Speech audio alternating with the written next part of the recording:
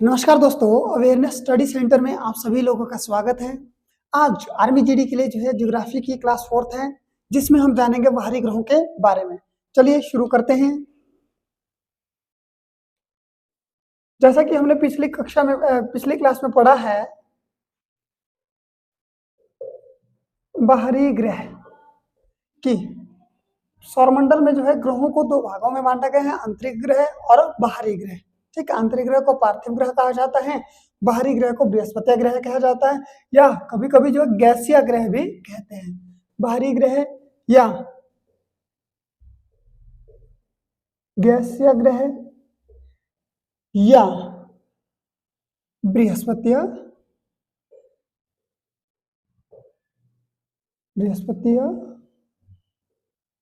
ग्रह भी कहा जाता है। तो चलिए अब इनके बारे में जानकारी लेते हैं। संख्या की बात करें तो मैंने पिछली कक्षा में बता दिया है कि संख्या 4 है। ठीक है, अब इन चारों का जो है बारी बारी से वर्णन करते हैं। तो चलिए सबसे पहले जानेंगे बृहस्पति ग्रह। ठीक है, सौरमंडल का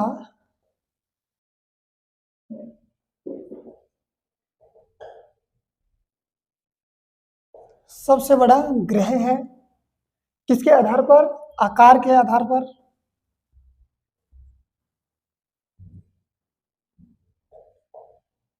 आकार के आधार पर। सेकंड पॉइंट जो है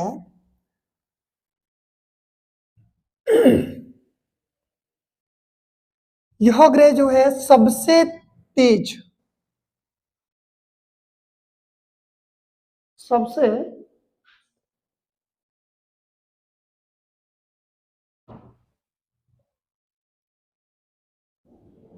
गति से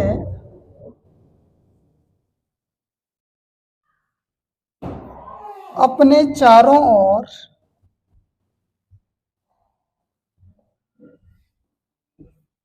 घूम जाता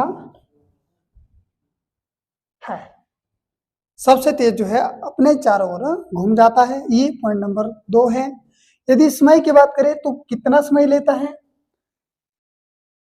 तो यहाँ जो है 9.8 घंटे में एक चक्कर जो है पूरा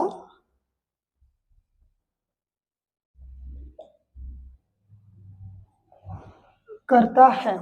ठीक है, तो परीक्षा में यही पूछा जाता है कि बृहस्पति जो है अपने चारों ओर या अपना एक चक्र जो है कितने समय में पूरा कर लेता है, तो दोस्तों वो जो है 9.8 घंटे में जो है एक चक्कर पूरा कर लेता है। ठीक है, और कभी कभी परीक्षा में जो इस तरह से भी प्रश्न पूछा जाता है कि सौरमंडल का सबसे तेज गति में जो है अपनी धुरी पर घूमने वाला जो है ग्रह कौन सा है, तो आंसर हो जाएगा बृहस्पति। तीसरा जो फैक्ट है इसका,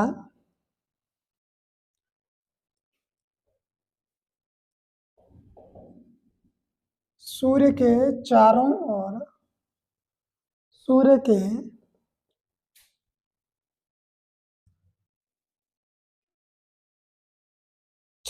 ओर जो है यह लगभग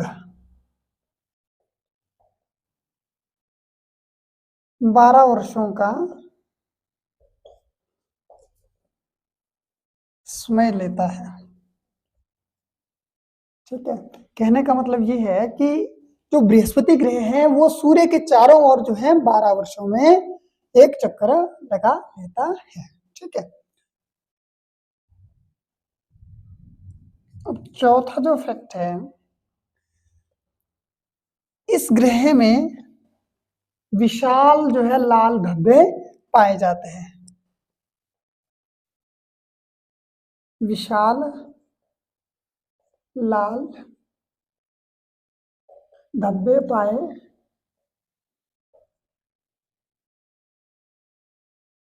जाते हैं, इसलिए इसे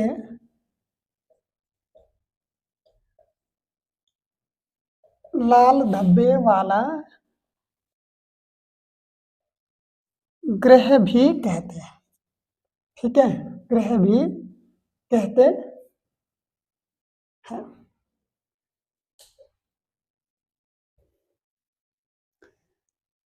दोस्तों, तो उम्मीद करता हूं कि आप लोगों को यह जानकारी मिल गई होगी कि सौरमंडल में जो है किस ग्रह को विशाल लाल धब्बे वाला ग्रह कहते हैं, तो वो कहा जाता है बृहस्पति ग्रह को। अब बात करते हैं बृहस्पति ग्रह के उपग्रहों के बारे में। उपग्रह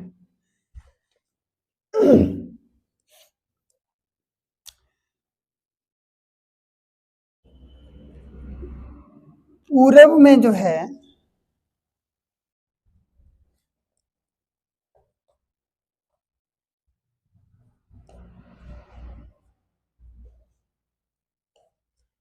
इसके उपग्रहों की संख्या लगभग 62 के आसपास थी।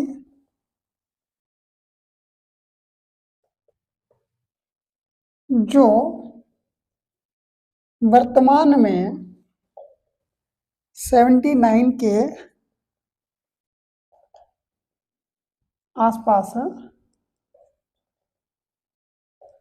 हो चुकी है। ठीक है, जो है यदि उपग्रहों की बात करें तो पहले जो है इसके उपग्रहों की संख्या 62 के आसपास थी। अब जो है इसके जो उपग्रह हैं उनकी संख्या लगभग जो है 79 के आसपास हो चुकी है। यदि बात करें कि बृहस्पति ग्रह का सबसे बड़ा उपग्रह कौन सा है, सबसे बड़ा उपग्रह है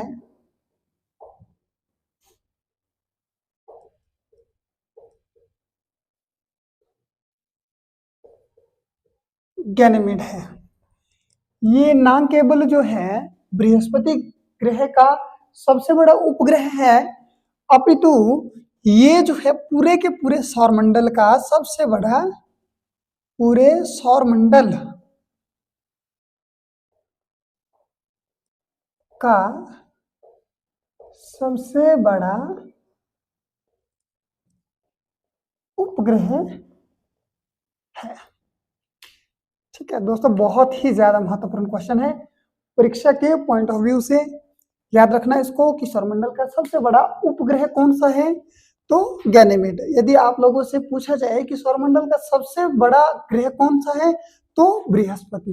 ठीक है, और बृहस्पति का सबसे बड़ा उपग्रह कौन सा है, तब भी कौन सा है, गैनीमेड है। ठीक है, पहले स्थान पे जो है गैनीमेड है, दूसरे स्थान पर यूरोपा है, तीसरे स्थान पर जो है कैलिस्टो है। ठीक है, ये तीनों के तीनों ग्रह जो है बृहस्पति के सबसे बड़े 3 उपग्रह हैं। पहले स्थान पर गैनीमेड जो पूरे के पूरे सौरमंडल का सबसे बड़ा उपग्रह है। ठीक है, और बृहस्पति का भी सबसे बड़ा उपग्रह है। उसके बाद बृहस्पति का दूसरा सबसे बड़ा जो उपग्रह है वो यूरोपा है, और बृहस्पति का तीसरा जो सबसे बड़ा उपग्रह है वो कैलिस्टो है। ठीक है, उम्मीद करता हूं कि आप लोगों को पता लग चुका होगा।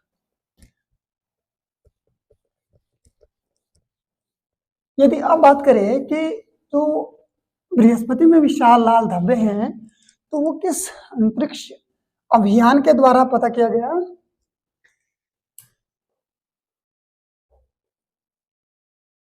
लाल धब्बों की खोज पायनियर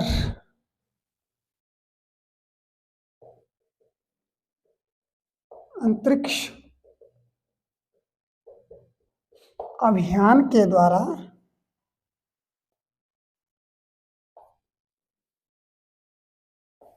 की गई।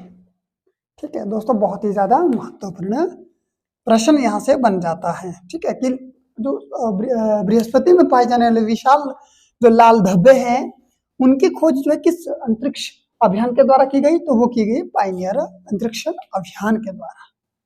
ठीक है, तो ये था हमारा बृहस्पति ग्रह। चलिए अब बात करते हैं जो है सौरमंडल का दूसरा सबसे बड़ा ग्रह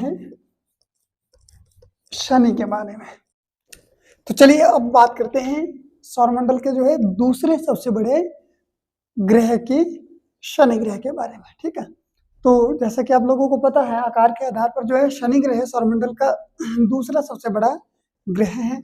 ठीक है, ये जो है अपने अक्ष पर लगभग 10.3 घंटे में घूम जाता है और सूर्य के चारों ओर लगभग जो है 29 वर्षों का समय देता है। ठीक है, अगली इसकी जो विशेषता आती है वो ये है कि इसके चारों ओर जो है पाए जाने वाले रिंग्स हैं या वलय हैं। ठीक है, जैसे कि हम लोग जो है सौरमंडल में शनि ग्रह को देखते हैं, मान लीजिए ये शनि ग्रह है, इस तरह से इसके ऊपर जो है छल्ले लगे रहते हैं शनि ग्रह के ऊपर। ठीक है, तो इन्हीं छल्लों को जो है क्या कहा जाता है, वलय कहा जाता है या रिंग्स कहा जाता है। ठीक है, तो अब बात करते हैं ये जो रिंग्स है, ये जो वलय है वो किस चीज के बने होते हैं, तो ये मुख्यतः धूलकणों के बने होते हैं और इसके अलावा जो है ये इनमें पाए जाने वाले जो तत्व की बात करें तो वो कार्बन के सिलिकेट रहते हैं। ठीक है, तो उम्मीद है कि आप लोगों को शनि ग्रह के बारे में भी पता लग चुका होगा। ठीक है, तो चलिए अब जो है आगे बात करते हैं इसकी। अगली जो इसकी विशेषता है वो ये है कि इस ग्रह को पीला ग्रह या पीले ग्रह के रूप में भी जाना जाता है, के रूप में भी जाना जाता है। अब मित्रों क्यों जाना जाता है, क्योंकि इसके अंदर जो है, क्योंकि इस ग्रह में अमोनिया गैस पाई जाती है।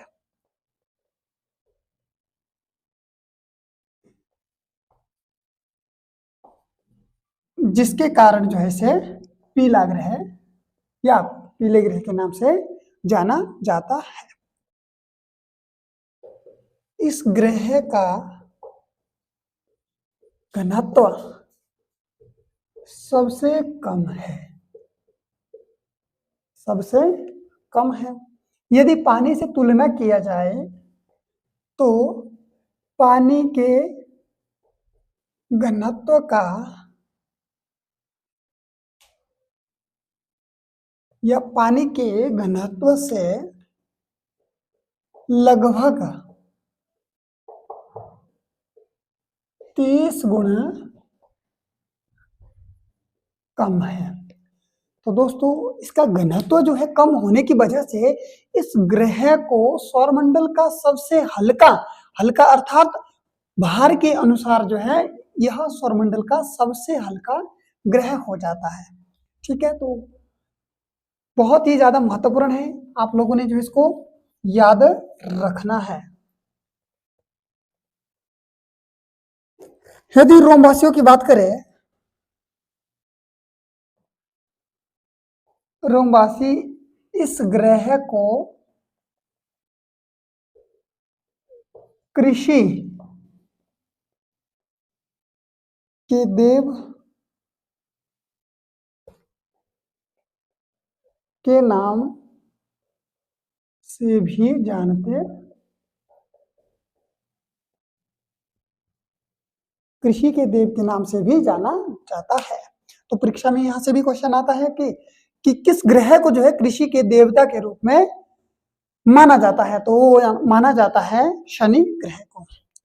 तो आज के वीडियो लेक्चर में सिर्फ इतना ही। उम्मीद करता हूं कि आप लोगों को जो है समझ आ गया होगा, बृहस्पति ग्रह और शनि ग्रह के बारे में आपको जानकारी मिल चुकी होगी।